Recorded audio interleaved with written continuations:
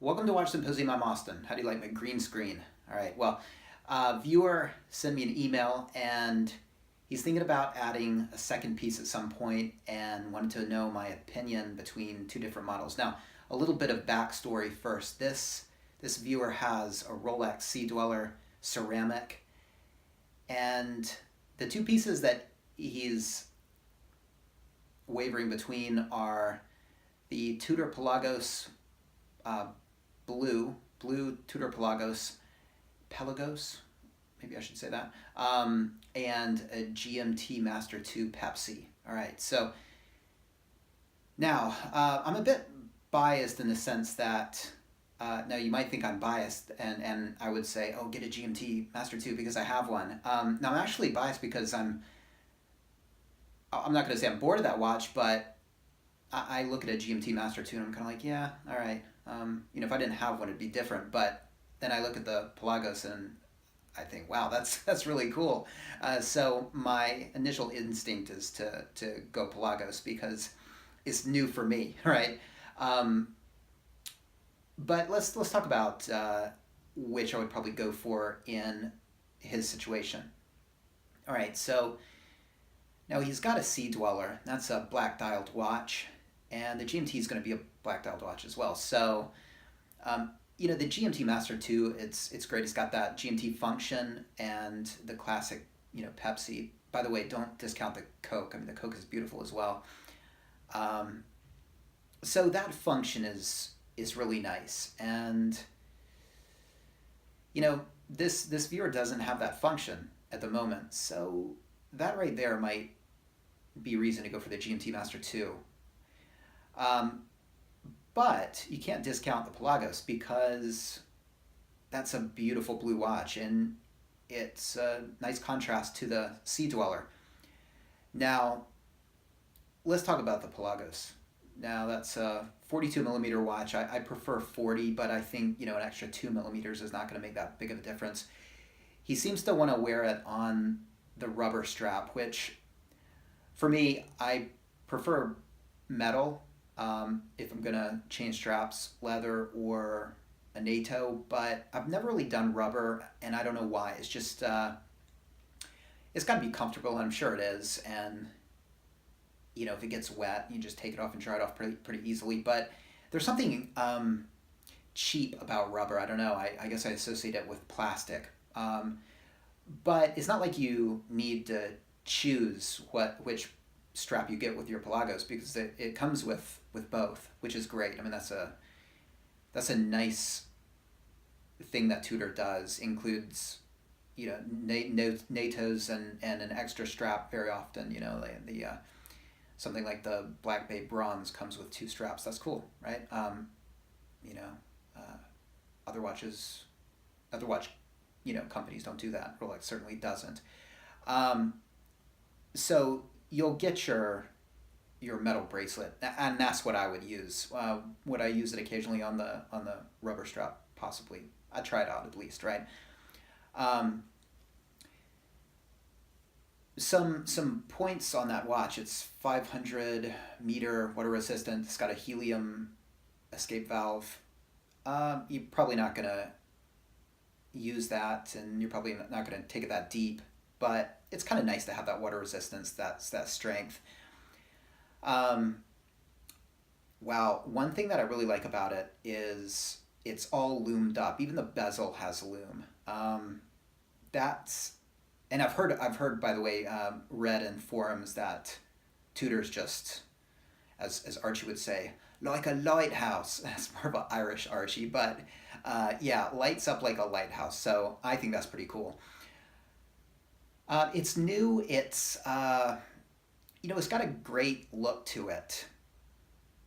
The clasp is probably going to be modern. Um, it's going to be cheaper. You can probably get one for, I want to say, mid threes.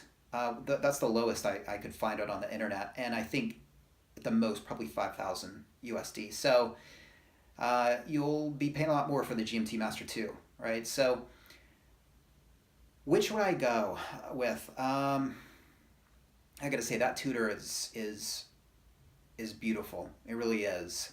Um, he's already got the dive watch though, and he's already got the date. For for for the Pelagos, I would be more going from a aesthetic point of view. If you spent 5,000 on that, I don't know if I would look and say, well, it doesn't really do anything that my Sea Dweller doesn't do. And so in that sense, you might want to consider a GMT Master 2. If I didn't have a GMT Master 2 and I didn't even have a Rolex, I would probably say just go for the GMT Master 2. Now, it's easier said than done because you're talking 7,000, 8,000 for that watch on the used market, and they're really going up. I think it's a future classic. I think everybody at least thinks it's a future classic. And so they're tough to get. I'm not going to say cheap, but they're a fastly inflating watch in terms of price.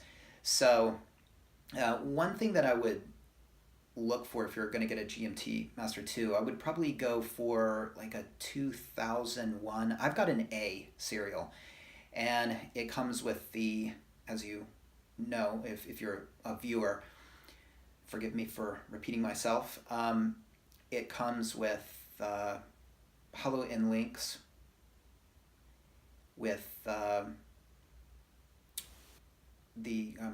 drawing a blank, I'm sorry, with the lug holes, which I like. I think that's important.